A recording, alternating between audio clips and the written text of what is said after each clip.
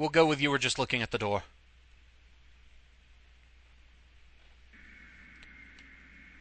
So here's something that should look familiar to players of the original Silent Hill.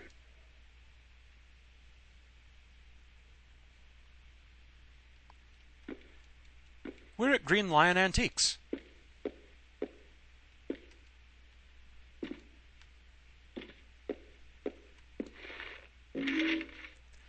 Flauros device, origin unknown. The device is first mentioned in the poetry of Chang Chien, an advisor to members of the early Han Dynasty. In one of his tracts, Chang Chien jokes he trapped a demon inside his three-sided box.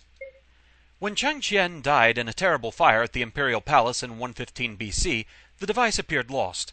It was later rumored to be in possession of Lutheran monk M.G. Lewis, who in 1796 spoke of its ability to control and amplify thought. It was Lewis who linked it not to a demon, but to God himself, claiming it was a weapon left by angels as a force for good.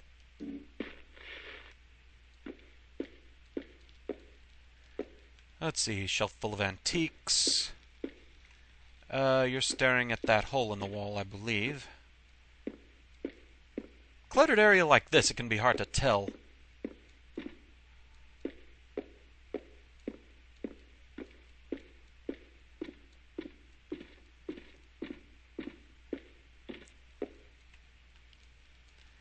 Yeah, I think you're just staring at the hole in the wall, actually.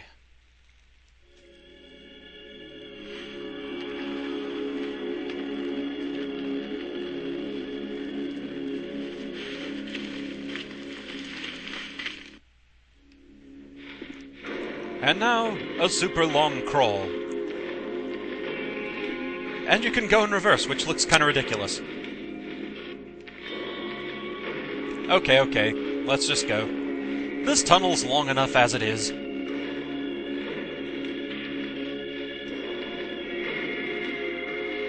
Unfortunately, you can't hold down run to speed up his crawl.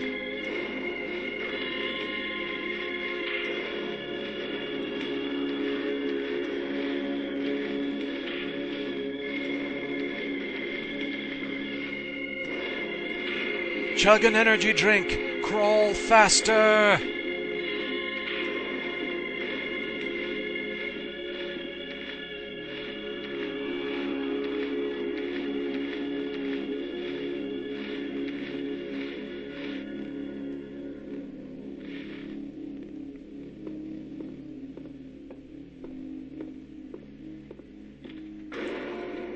And so another familiar sight, we find ourselves in front of the altar that Harry found in the quote-unquote other church, and a stack of 6 save points.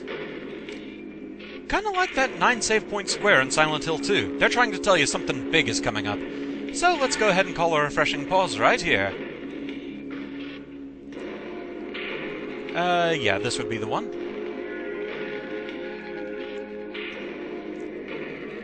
We're almost there.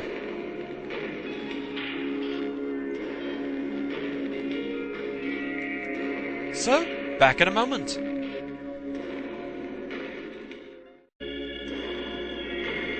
Okay, so time to make our final preparations. Let's see, we're at full health, so that's good. And just because I think it's kind of awesome as far as guns go, let's go ahead and use the Redeemer. It's all the way at the end, so it doesn't morph into another gun.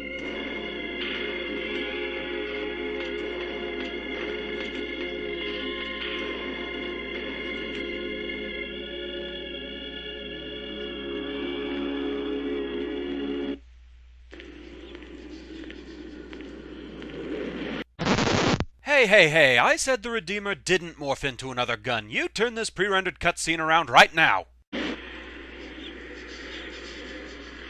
She's really worked you over, hasn't she? I'm surprised to see you. We had assumed you'd just leave. Well, time to put her pawn to sleep. Good night.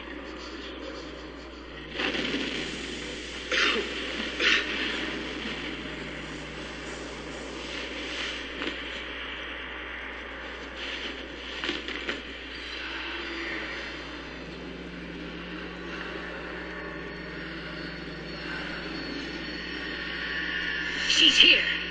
We need to begin this now. Don't worry, Dahlia. With him out of the way, she has no conduit for her power. Mama? Mama?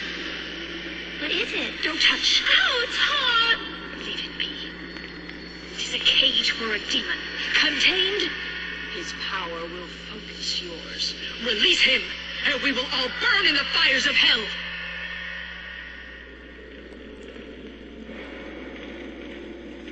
And so it all comes down to this, the final boss battle.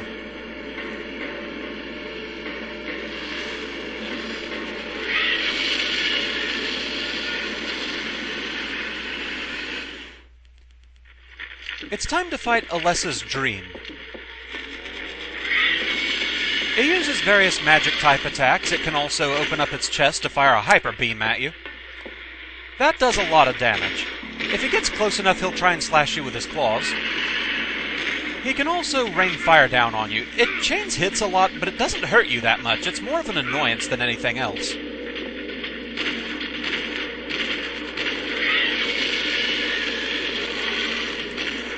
The real danger is getting stuck reloading when he fires off a hyper beam at you like he's about to. Whoa.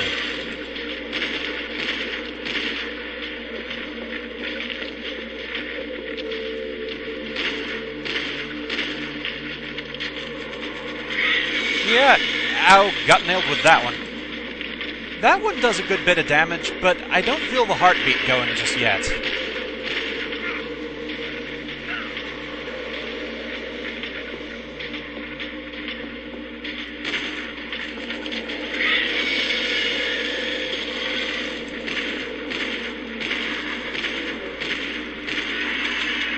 And I'm out of Redeemer ammo. Yeah, you don't get too much ammo for that. So, let's get Rambo in here.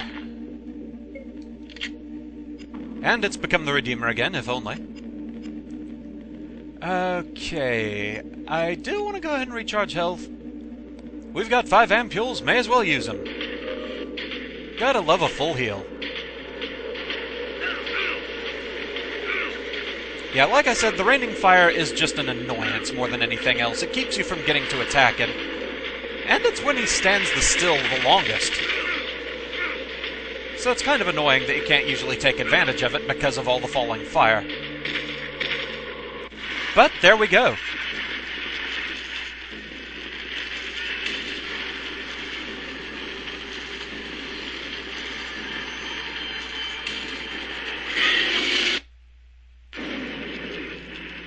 And now, the dark, terrible secret of the Flauros.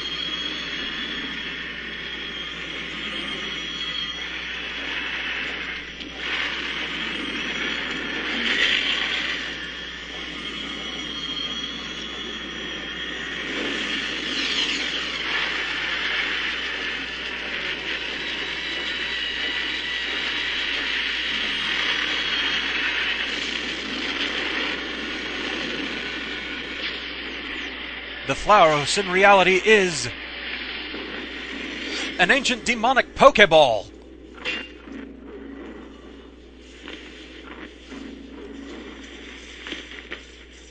All right, I captured a Hellspawn.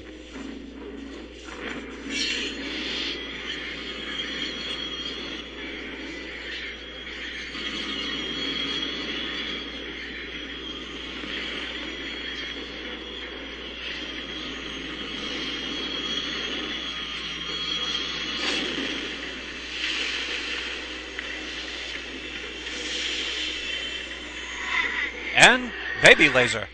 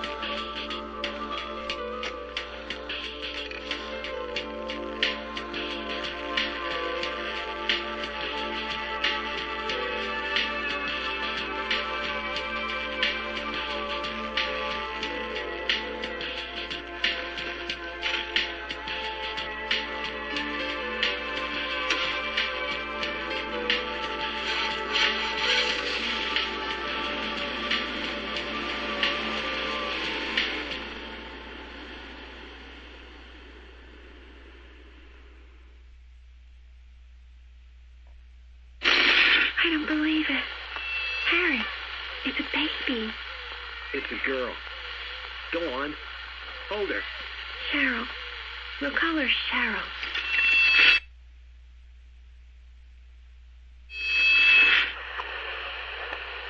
Half the soul is lost. The seed lies dormant.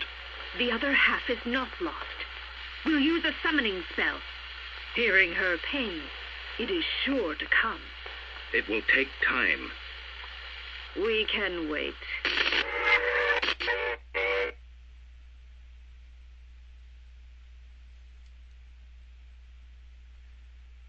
And so there we go. That's the end of Silent Hill Origins. The events are set in motion for Silent Hill 1. I'm going to go ahead and turn the music down a little bit, just to get some thoughts going here. Akira Yamaoka. I'm not sure if this was the last game that he actually did the music direction on or not. I know, at least in Downpour, he wasn't there anymore, and it unfortunately kind of showed. It was the one failing point I felt on Downpour, was just the choice of music direction they went with. It was okay, but it was a vast difference that I'm not sure overall how well it worked. But anyway, back on topic. What we just saw there was the good ending of the game. This is one of those where you are guaranteed to get the good ending the first time you play through. The game does have a total of 3 endings. We'll, of course, be covering the other 2. In fact, we're going to cover the second ending pretty soon here, because I want to cover that before we get into the monster analysis and everything, because one of the endings does kind of figure into one of those things. So, yeah, we'll cover that then. Also, another reason I wanted to turn the volume down, other than hoping that,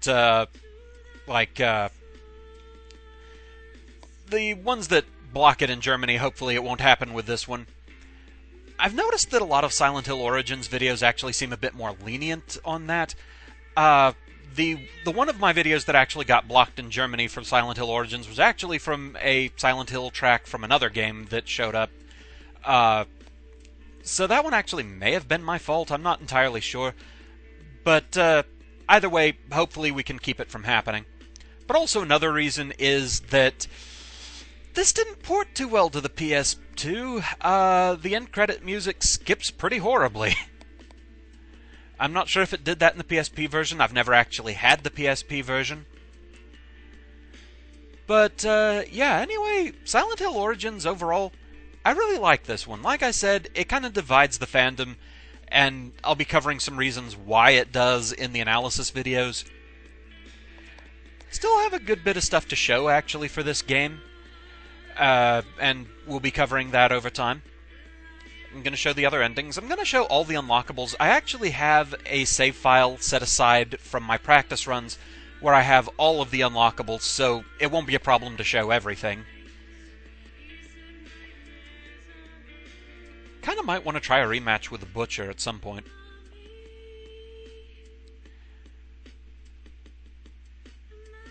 One thing I'm disappointed by this run, I could have sworn there were a lot more portable TVs.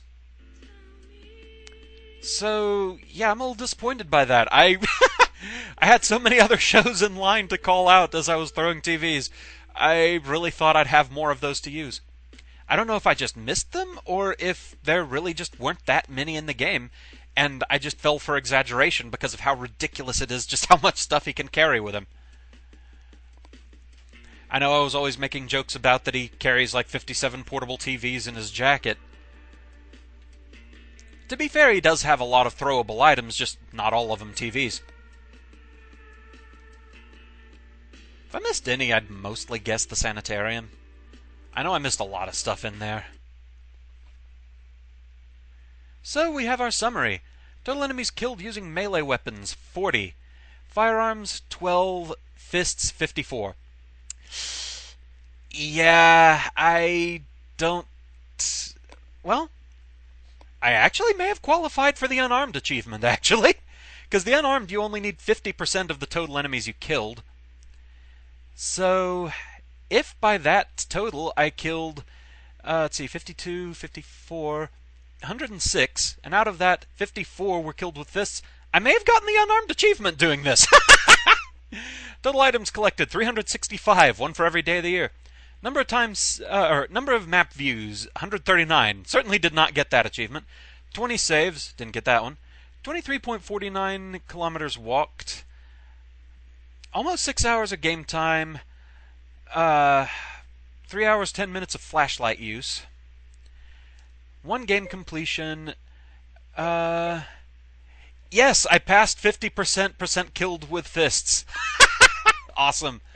Okay, so we get the accolades I have. I got Savior, Collector, Brawler, Explorer, and that's all I got, which also means I didn't get Alessa out of the fire fast enough.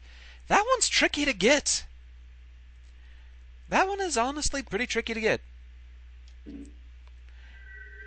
A special save file will retain your accolades and allow you to start again from the beginning of the game, making use of all your unlocked items and outfits, as well as other special features. To use a special save file, load it as you would any other save. So we'll go ahead and make a special save up there.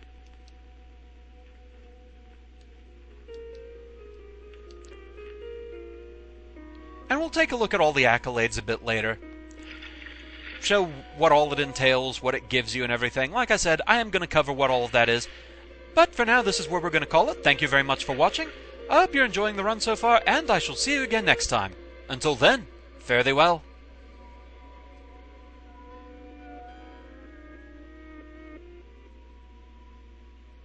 Forget if I actually showed this.